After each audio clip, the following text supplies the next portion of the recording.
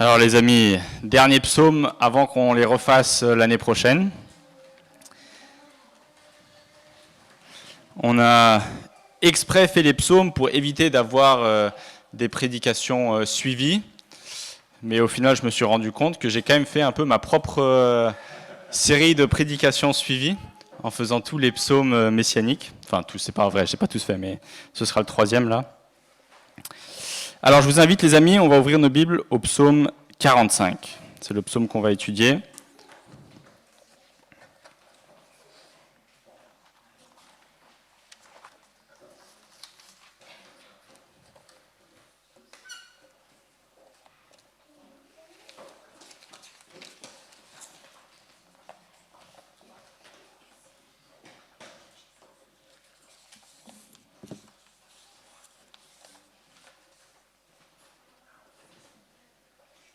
Alors, qui se souvient?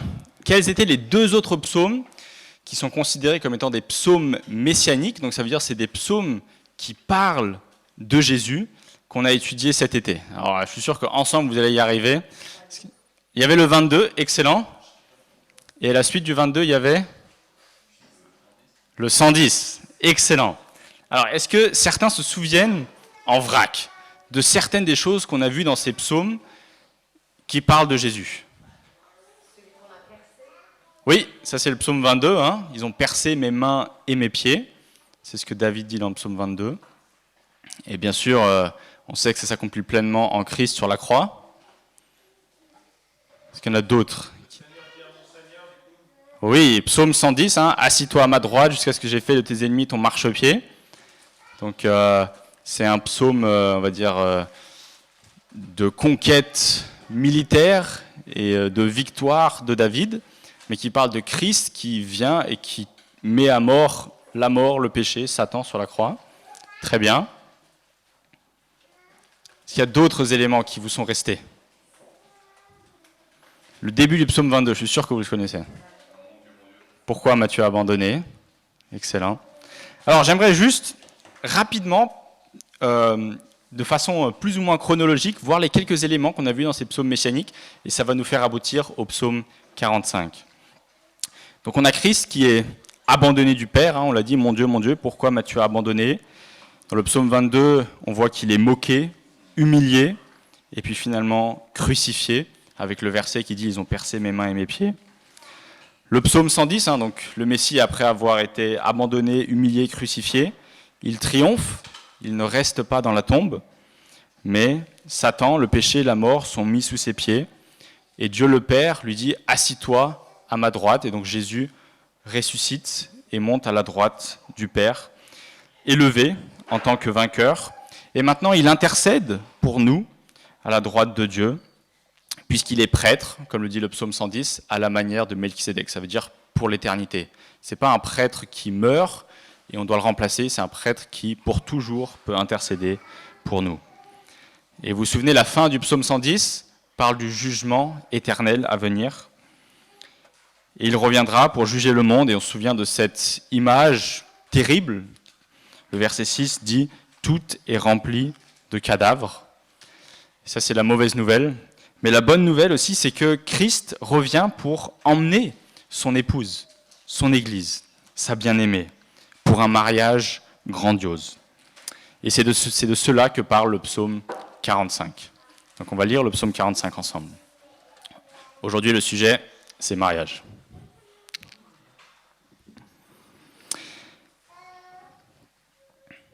Donc je lis dans les Bibles blanches, ceux qui veulent suivre... Ah ben non, si, 383, pour ceux qui ont les Bibles blanches. Au chef de chœur, sur la mélodie, les lits, des descendants de Corée, cantiques, chants d'amour. De belles paroles bouillonnent dans mon cœur. Je dis, mon œuvre est pour le roi, que ma langue soit comme la plume d'un habile écrivain.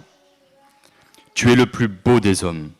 La grâce coule de tes lèvres, c'est pourquoi Dieu t'a béni pour toujours. Vaillant guerrier, mets ton épée au côté, signe de ta grandeur et de ta majesté. Oui, de ta majesté. Sois vainqueur, monte sur ton char, défends la vérité, la douceur et la justice. et que ta main droite se signale par le merveilleux exploit.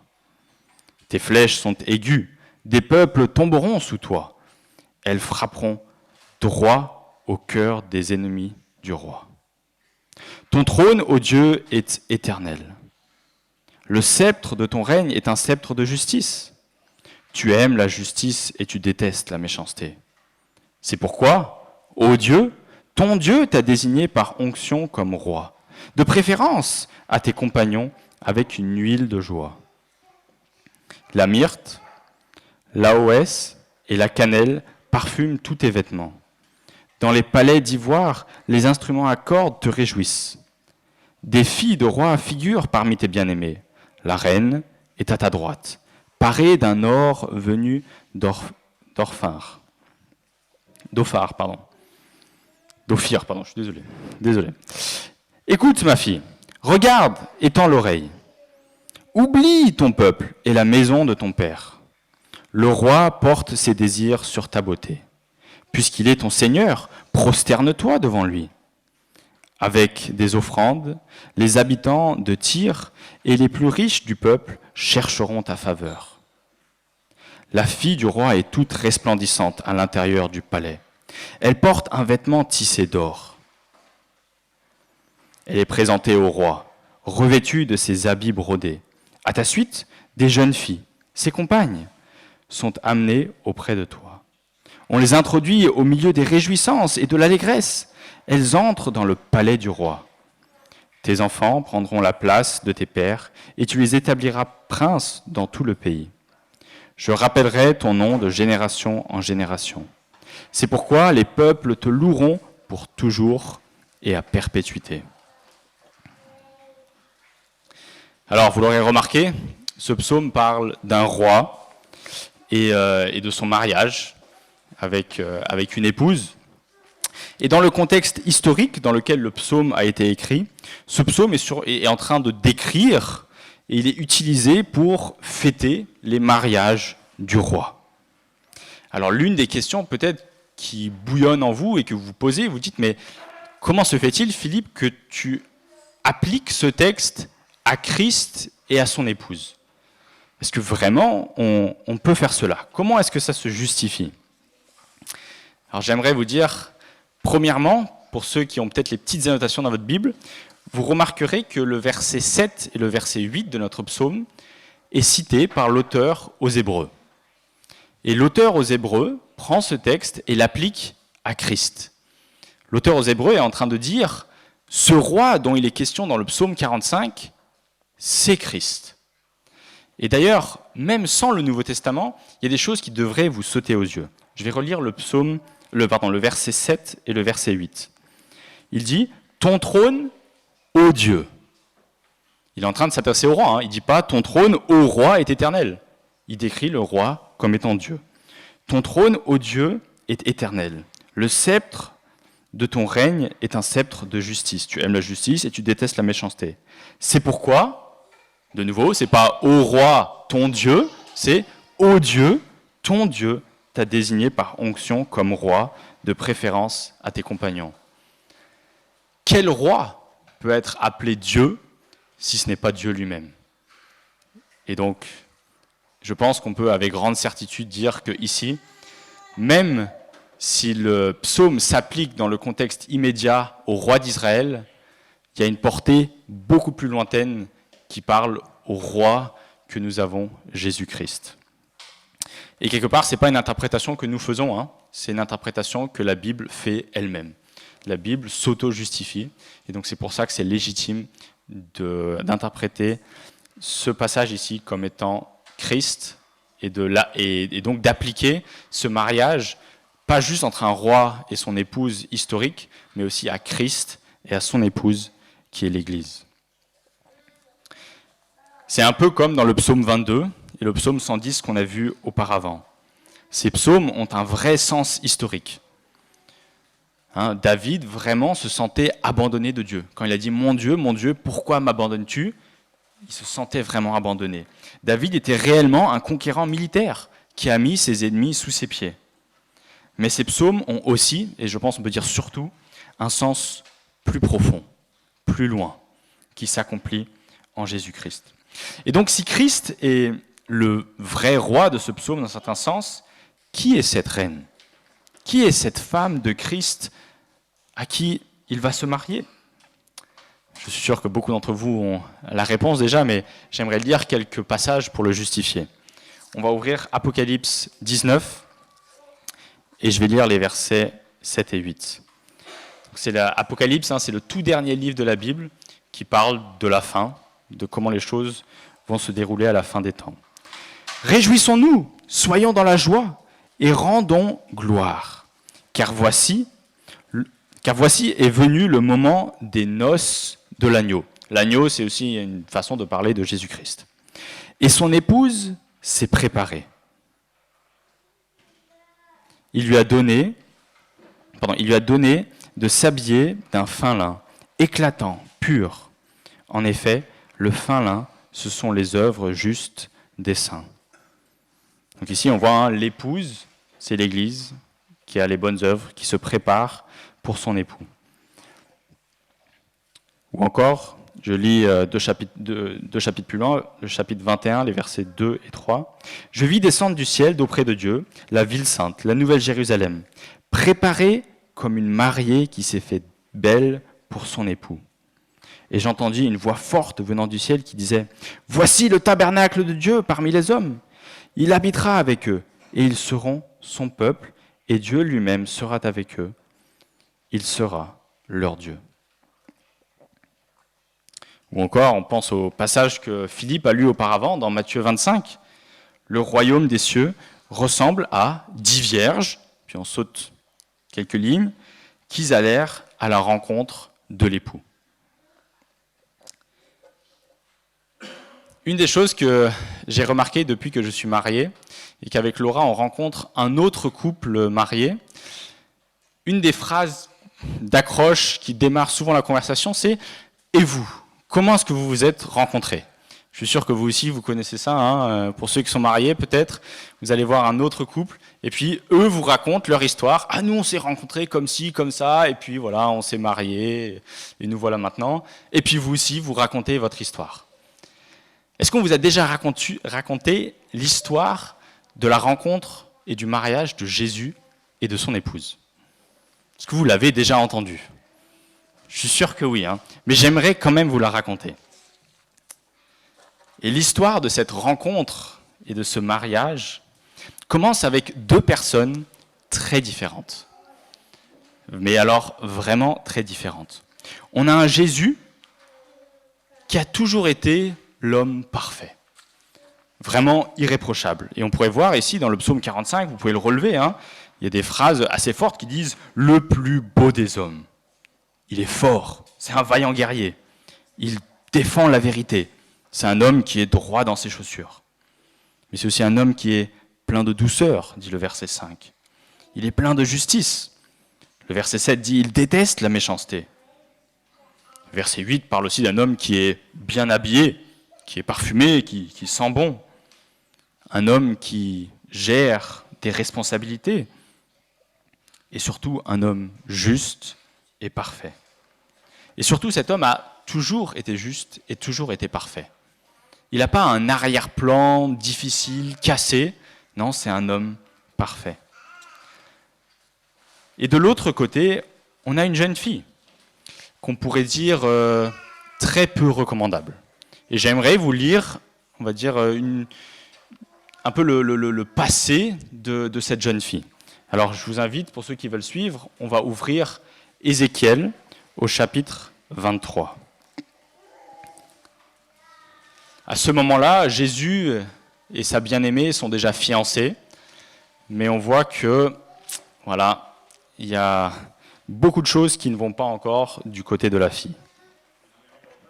Oui, donc 547, Ézéchiel 23, on va lire à partir du verset 12. Donc ça commence par elle, et donc elle, c'est cette femme. Elle s'est prise de passion pour les Assyriens, ses voisins qui étaient gouverneurs et magistrats, habillés magnifiquement, qui étaient des cavaliers montés sur des chevaux, tous de séduisants jeunes hommes. J'ai vu qu'elles s'étaient rendues impures, qu'elles avaient toutes les deux suivi la même voie. Elle est allée même plus loin dans ses prostitutions. Elle a aperçu des hommes sculptés sur les murs, des représentations de Babyloniens peints en rouge, avec une ceinture autour de la taille et sur la tête des turbans qui flottaient au vent. Tous avaient l'apparence d'officiers et ressemblaient à des Babyloniens, Chaldéens, par leur pays de naissance. Elle s'est prise de passion pour eux au premier regard et leur a envoyé des messages dans leur pays. Alors les Babyloniens sont venus vers elle pour partager le lit des amours. Ils l'ont rendue impure par leur prostitution. Elle s'est rendue impure avec eux. Puis, elle s'est détachée d'eux. Et elle s'est montrée entièrement nue. Alors, je me suis détaché d'elle comme je m'étais détaché de sa sœur. Elle a multiplié ses prostitutions en souvenir de l'époque où elle était jeune, où elle se prostituait en Égypte. Puis après, ça continue. Elle s'est prise de passion pour des pervers. Et puis, je vais pas lire les versets qui suivent. Il y a des raisons pourquoi des parties dans Ézéchiel qu'on lisait pas à l'époque de Jésus à tout le monde, y compris les enfants. Et donc, les adultes, vous avez le droit de continuer à lire le texte, mais moi, je m'arrête ici. Mais en tout cas, tout ça pour montrer que le passé de cette fille est compliqué. Une fille qui se prostitue, qui suit les désirs pervers, charnels, et pourtant, on a un Jésus qui aime cette femme. Quelque part, si je m'imagine faire la préparation mariage entre ces deux personnes, je pense que je prendrais le monsieur de côté et je lui dirais « Tu es sûr que tu veux épouser cette fille-là » Je ne pense pas que ce soit une bonne idée. Vous êtes à peine fiancés que déjà elle couche à droite, à gauche et qu'elle n'arrive pas à être fidèle envers toi. Mais pourtant, Jésus aime cette femme. Il aime cette femme d'un amour qu'on ne peut même pas comprendre. Il n'y a pas grand-chose qu'on peut aimer dans cette femme. Et pourtant, Jésus l'aime. Pendant de longues années, cette femme va se donner à d'autres hommes, elle va être infidèle, elle va suivre des idoles. Elle va être infidèle de toutes les différentes manières possibles et imaginables. Pas de souci. Et pourtant, Jésus va se donner. Il va jusqu'à sacrifier sa vie. Et j'aimerais vous lire Éphésiens 5, qui montre à quel point ce mari a de l'amour pour sa femme. Donc Jésus, c'est lui le « il » au début de cette phrase, il s'est donné lui-même pour elle, afin de la conduire à la sainteté, après l'avoir purifiée et lavée par l'eau de la parole, pour faire apparaître devant lui cette Église glorieuse, sans tache, ni ride, ni rien de semblable, mais sainte et irréprochable. Et donc Jésus va travailler à transformer complètement cette jeune femme pour qu'elle soit à son image, et qu'elle aussi soit pure et parfaite, et pour qu'ils puissent un jour se marier, s'unir et avoir le plus beau mariage de l'humanité. Les amis, je suis cette femme. Tu es cette femme. Nous sommes cette femme. Et si tu n'es pas encore cette femme, nous prions pour que Jésus te prenne comme son épouse. Nous sommes cette femme adultère qui cherche les plaisirs à droite, à gauche, et qui est complètement infidèle envers son fiancé. Et pourtant, je ne sais pas si vous vous rendez compte, moi, si ma fiancée se comporterait comme ça, mais ce serait tout de suite, non, ok, je vais voir autre part. Mais pourtant, Jésus aime cette femme et va continuer à l'aimer. Je ne sais pas si vous vous rendez compte combien cet amour est fort. Et c'est un amour qui est rempli de patience, parce que cette femme va continuer à chuter et à pécher. Et pourtant, il va continuer à essayer de la transformer jusqu'à se donner complètement à elle, se sacrifier pour qu'elle soit pure.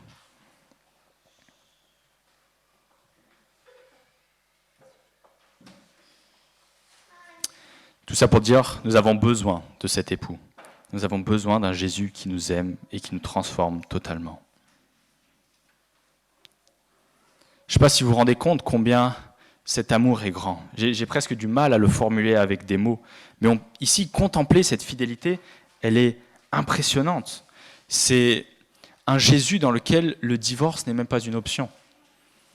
Dès le début, il se dit « j'aime cette femme et je veux me marier avec elle ». Et peu importe toutes les mauvaises choses, toutes les choses sales qu'elle va faire, je veux l'aimer et je veux l'épouser. Tout ça pour dire « Jésus t'aime ». Et j'aimerais relever certains versets de ce psaume 45 qui nous invitent nous aussi à être fidèles envers Jésus. Regardez avec moi le verset 11 qui dit « Écoute ma fille, regarde et tends l'oreille. Oublie ton peuple et la maison de ton père. » Donc on voit bien l'image de cette jeune fille qui est présentée au roi et qui va l'épouser. Et son encouragement, c'est « Oublie la maison de ton père. Oublie le peuple d'où tu viens. » Et je pense que c'est quelque chose qu'on devrait se prêcher à nous aussi. Peut-être que tu as un passé chargé, un passé dur. Peut-être que ton passé n'est pas comparable à celui qu'on a lu tout à l'heure dans Ézéchiel 23. Mais on a tous un passé difficile, je pense. On a tous des choses dans le passé qui étaient dures. Des choses où nous étions dans l'adultère. Alors peut-être pas l'adultère physique, mais à la recherche du bonheur à travers l'argent, à travers toutes sortes de plaisirs, à chercher à trouver notre identité dans... Ça peut être toutes sortes de choses. À avoir la santé plus important que tout. Avoir tant d'idoles. Et pourtant, ce psaume 45 nous encourage à mettre ce passé derrière nous, à ne plus y penser. Et maintenant, à se voir comme une épouse transformée par le Christ et à vivre entièrement pour lui. Le texte va plus loin ici, même verset 12 dit « à se prosterner devant lui ». Et c'est un encouragement, peut-être que vous vous dites « mais moi je suis trop sale pour être l'épouse de Christ ». Peut-être que ma vie est trop tachée de péché, je ne peux pas vivre comme d'autres chrétiens. Eh bien, laisse-moi te dire que ce message d'invitation de mariage, il est pour tous. Déjà, il est pour tous les peuples. C'est comme ça que finit le psaume 45. C'est pourquoi les peuples te loueront pour toujours et à perpétuité. L'évangile ici est pour tout le monde, toutes les nations. Et tu ne peux pas être assez sale pour Jésus. Jésus t'aime d'un amour que tu ne peux comprendre. Et il veut te sauver. J'aimerais nous encourager aussi, à nous qui sommes peut-être déjà croyants, à préparer notre mariage. Peut-être nous ne pensons pas assez souvent à ce jour où Jésus reviendra et nous emmènera avec lui au ciel. Mais la Bible nous encourage tout au long à nous purifier, à avoir des vies qui sont de plus en plus droites, de plus en plus justes, de plus en plus conformes à notre époux. Et avec l'aide du Saint-Esprit, nous pouvons y parvenir.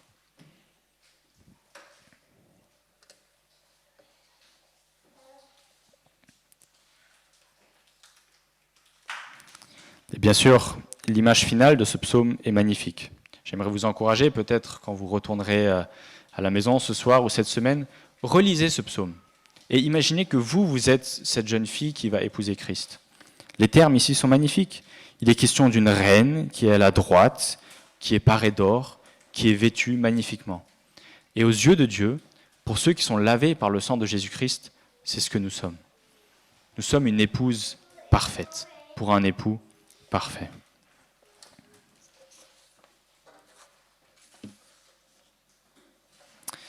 Et donc peut-être pour finir, et comme application à ce psaume, et d'ailleurs j'espère que l'interprétation que j'ai faite du psaume 22, du psaume 110, du psaume 45 vous aide à mieux lire la Bible.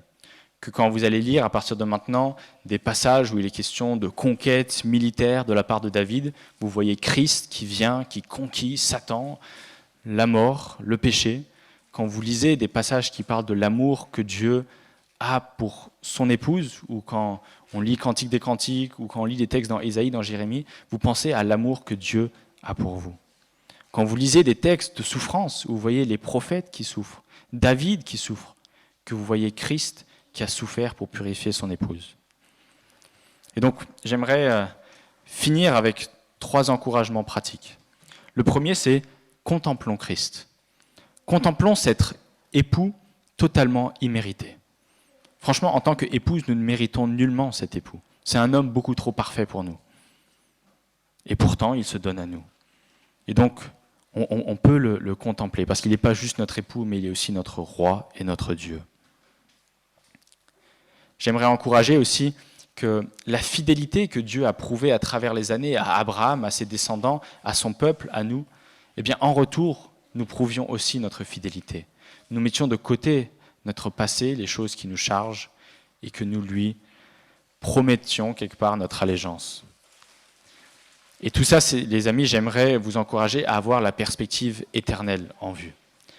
Lisez Apocalypse 19, lisez Apocalypse 21, et regardez à ces textes merveilleux.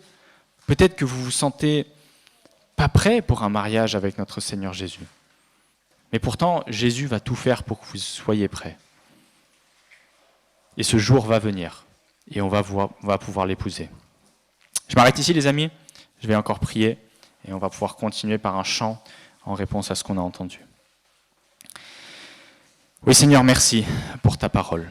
Merci pour ce psaume 45, qui peut-être, à premier coup d'œil, on pourrait se dire, mais qu'est-ce qu'un psaume comme ça qui parle des noces d'un roi avec son épouse à avoir avec nous?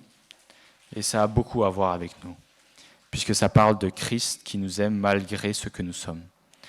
Nous sommes des êtres humains pécheurs depuis Adam. Je pense que ça, on en a tous pleinement conscience. Et si ce n'est pas le cas, on prie pour que ton Saint-Esprit nous convainc de péché, pour que nous ayons conscience combien nous sommes loin du standard de ce que tu exiges.